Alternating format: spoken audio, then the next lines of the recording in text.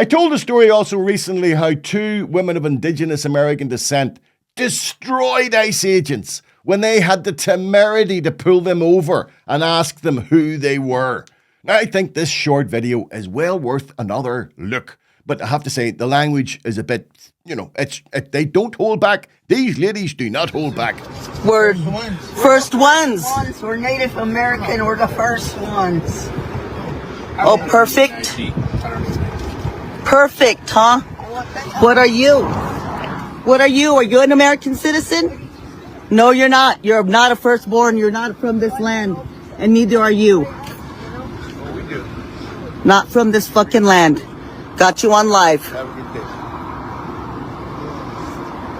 the border. And your skin is brown as ours, fucker. We didn't cross the border crossed us. Get the fuck out of here. And then I realized, having done that, having mentioned that, and then mentioning the thing about the ICE agents of Irish descent hunting immigrants down, well, there is a connection. I suddenly realized, I forgot about it, but there is a connection between the Indigenous people of America and the Irish people.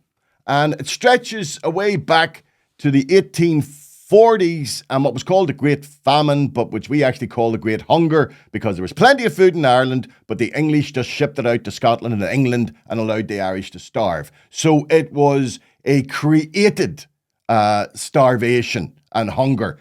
I wonder where else that's happening in the world today. Anyway, we'll get back to that. Right.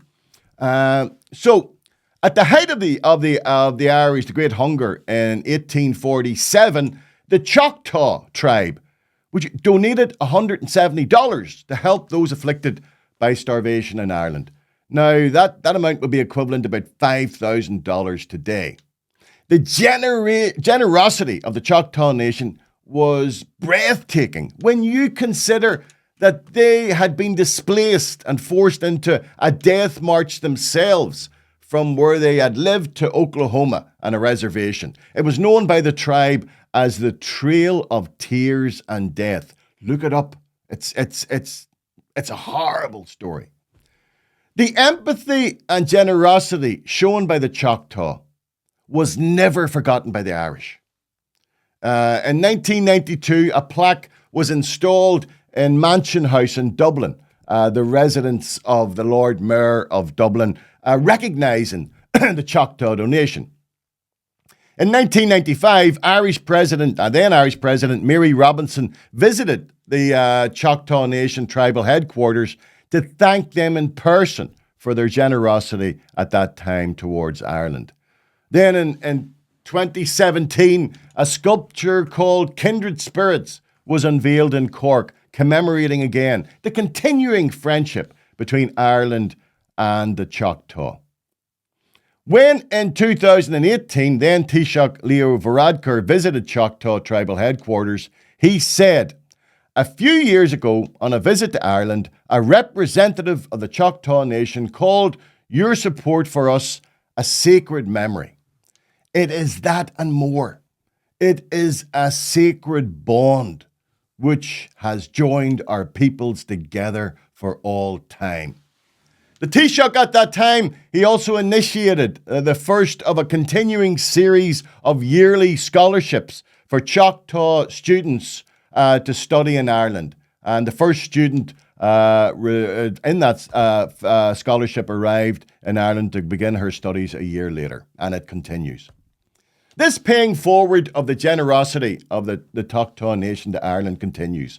When COVID hit in 2020, it was particularly acute in the Navajo Nation and the Hopi Reservation. A GoFundMe campaign raised $18 million to help those Indigenous people suffering during COVID, with the largest amount of that coming from Ireland. So at a time when little good news is coming out of America, it should be remembered that the pain of a people dispossessed, colonized, and brutalized becomes imprinted in their very DNA. And it is due to this that the Choctaw Nation when, though living in absolute poverty themselves, they felt compelled to reach out and help the Irish people in their time of greatest need during the Great Hunger. And I also believe this is the reason why the Irish have risen up against the genocide being perpetrated on the Palestinian people today.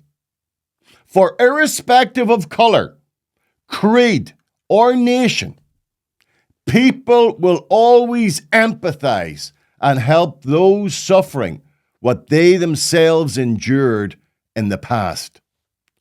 So it was, so it is, and so shall it always be.